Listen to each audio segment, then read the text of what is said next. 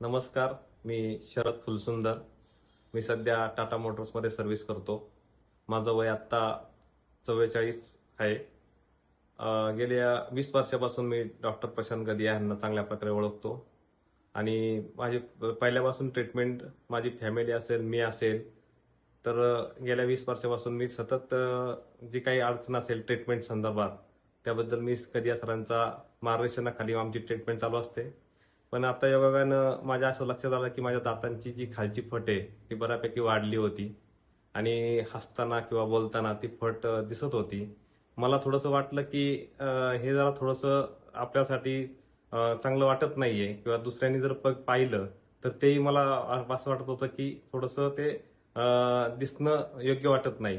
म्हणून मी गदिया सरांचं मार्गदर्शन घेतलं आणि त्यांना विचारलं की आपल्याला ह्याच्यामध्ये ट्रीटमेंट करता येईल का, ह्या फटी वगैरे जातील का. मग त्यांनी सांगितलं 100% ह्याच्यावरती उपचार आहे आणि त्यानंतर मी त्यांच्याकडे ही उपचार घेत गेलो आणि साधारणपणे 1 महिना लागला ह्या सगळ्या उपचाराकरता.